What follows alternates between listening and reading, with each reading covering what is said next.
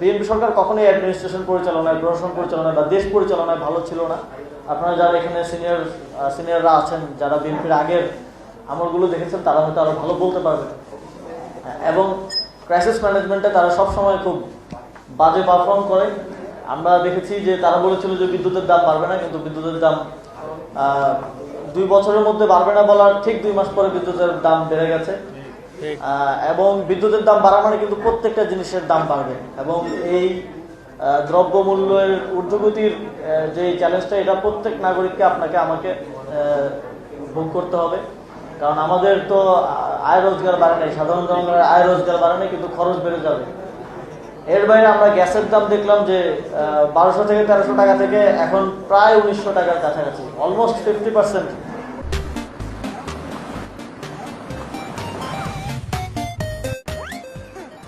গ্যাসের দাম বেড়েছে, মানে এটা গত শেখ হাসিনার আমলে 17 বছরে যা বেড়েছিল, 3 মাসে ততটুকু গ্যাসের দাম তারা বাড়াতে সক্ষম হয়েছে। এবং এইটারও একটা নেগেটিভ ইফেক্ট পড়বে, কারণ বিদ্যুৎ এবং গ্যাসই তো আমাদের যে ইন্ডাস্ট্রি থেকে শুরু করে প্রত্যেকটা ছোট এবং মাঝারি বিজনেসের মূল এনার্জিটা আসে ওইখান থেকে। তো এটার দাম যখন বাড়বে, স্বাভাবিকভাবে তাদের উৎপাদিত প্রোডাক্টের দামও বেড়ে যাবে এবং এটার প্রভাব আমাদের প্রত্যেকের দৈনন্দিন জীবনে পড়বে সামনের দিনে।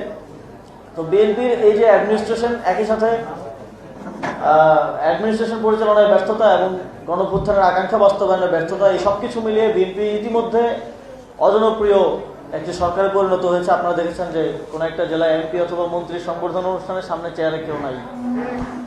আওয়ামী লীগ যেখানে পৌঁছাইতে আওয়ামী লীগের 17 বছর লেগেছিল, সেখানে বিএনপি 3 মাসে তারা সেখানে পৌঁছে গেছে। আমরা শেষ দেখেছিলাম যে শেখ হাসিনার কয়েকটা উদ্বোধন অনুষ্ঠানে তাদেরও দলীয় নেতাকর্মীরা আসে নাই। তো তাদেরকে আমরা তখন কথা বলতে শুনেছি যে তারা টাকা দিছে, কিন্তু নেতাকর্মী নিয়ে আসে নাই তাদের নেতারা। তো একই অবস্থায় বিএনপি চলে গেছে।